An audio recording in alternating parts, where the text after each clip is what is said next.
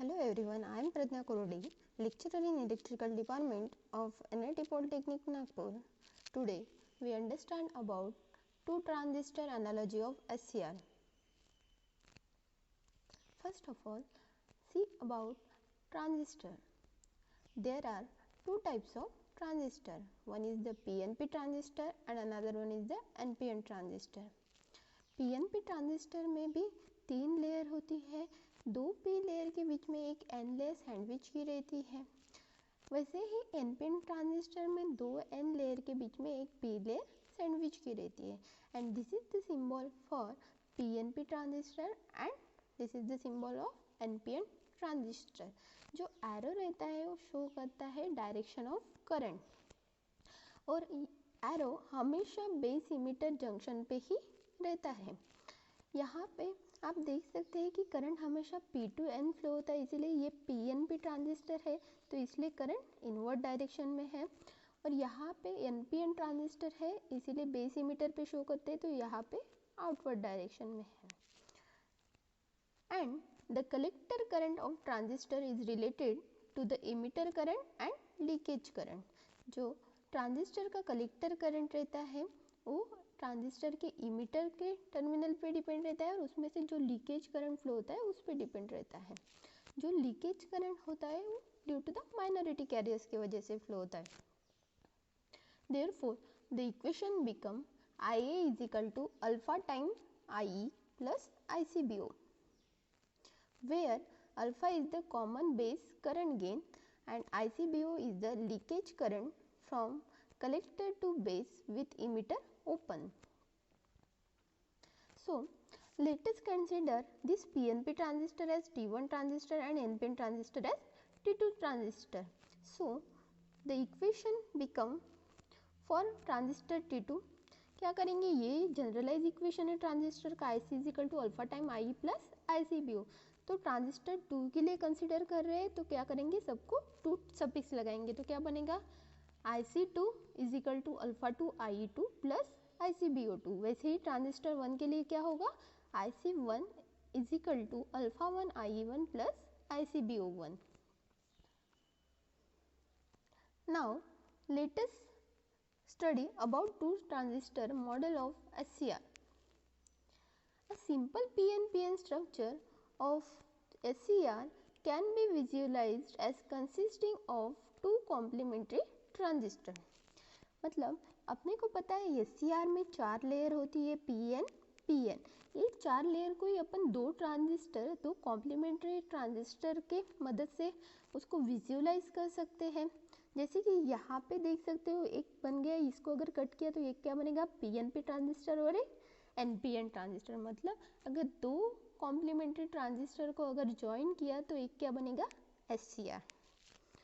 तो यहाँ पे देख सकते हो एक PNP ट्रांजिस्टर है, एक NPN ट्रांजिस्टर है। एक का बेस बीच वाला मतलब क्या रहता है, बेस, इसका बेस इसके कलेक्टर को कनेक्ट किया है एंड दूसरे का बेस पहले के कलेक्टर को कनेक्ट किया है। इसीलिए इसकी इक्विवेलेंट सर्किट कैसी होगी, 2 ट्रांजिस्टर लिए, this is the T1 transistor, तो ये क्या है, T1 का सिंबल हो गया, और ये क्या है, T2 ट्रांजिस्टर। सो यहाँ पे क्या हुआ है, बेस 1 पहले का बेस सेकेंड के कलेक्टर को, तो इसका बेस कहाँ कनेक्ट होगा, सेकेंड ट्रांजिस्टर के कलेक्टर को, और पहले ट्रांजिस्टर का कलेक्टर दूसरे ट्रांजिस्टर के बेस को। तो ये अगर कनेक्ट हो गया तो दोनों कनेक्ट होने से क्या बनता है, एक SCR। मतलब SCR के 3 टर्मिनल रहते हैं, ऊपर का एनोड, बीच का गेट एंड नीचे का कैथोड। तो यहाँ पे क्या होगा, ये ऊपर का एनोड, बीच का गेट और नीचे का कैथोड।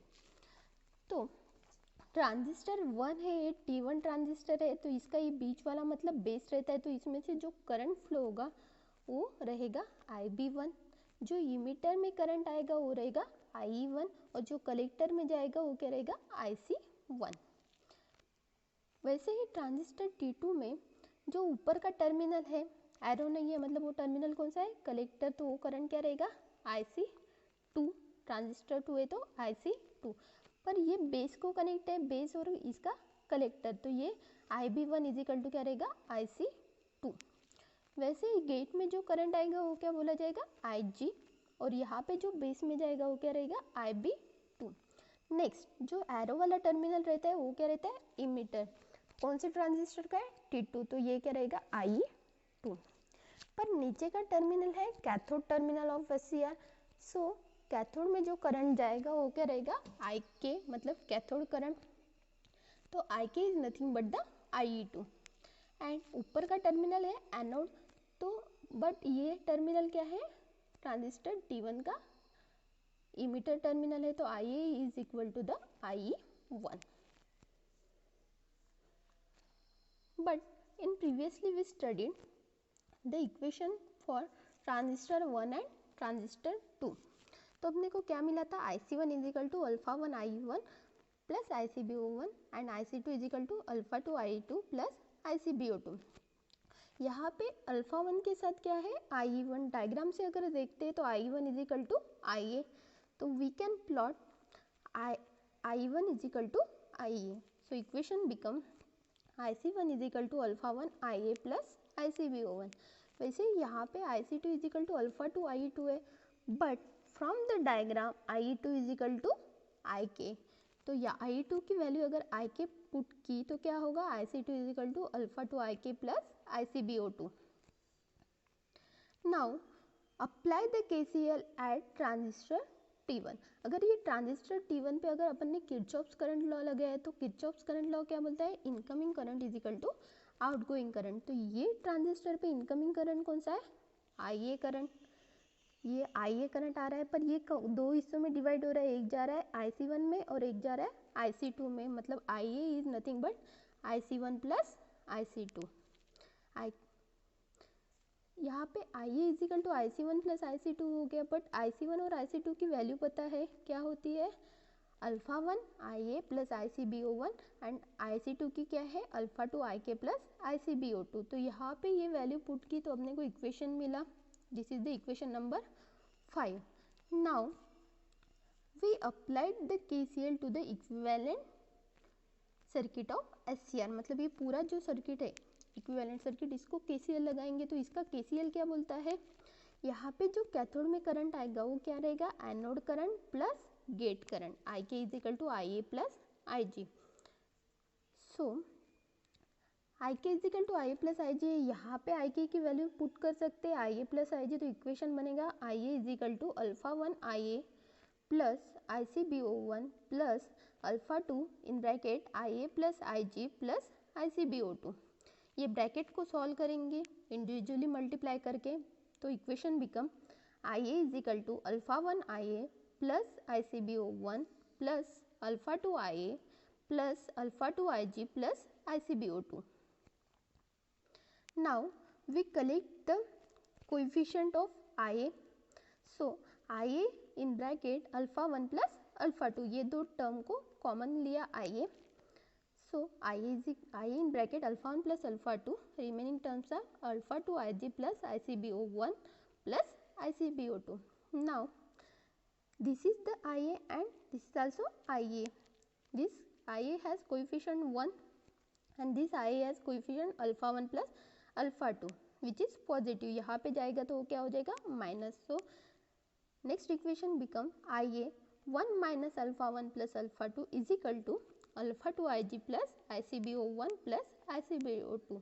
अपने को इक्वेशन चाहिए IA का, मतलब एनोड करंट का, तो ये उसके साथ जो टर्म है वो इधर जाएगी तो काय में जाएगी, डिनोमिनेटर में।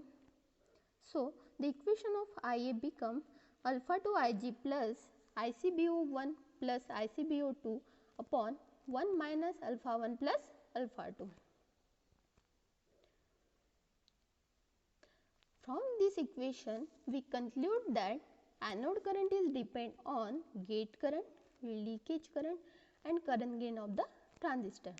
ये इक्वेशन से हमको पता चलता है कि जो एनोड करंट है वो डिपेंड काय पे है, IG पे मतलब गेट करंट पे, ICBO पे मतलब लीकेज करंट पे, और अल्फा 1 प्लस अल्फा 2 मतलब current gain of the transistor पे डिपेंड है।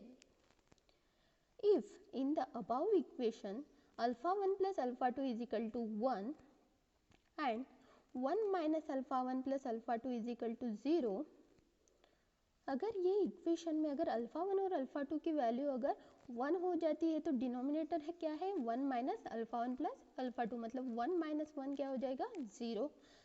सो अगर डिनोमिनेटर 0 हुआ तो आई की वैल्यू क्या हो जाएगी इनफाइनाइट हो जाएगी, मतलब एनोड करंट सडनली इंक्रीज हो जाएगा, large amount of anode current flow होगा, at that time the SCR will turn on. This is about the two transistor analogy of SCR. Thank you for watching this video and keep learning.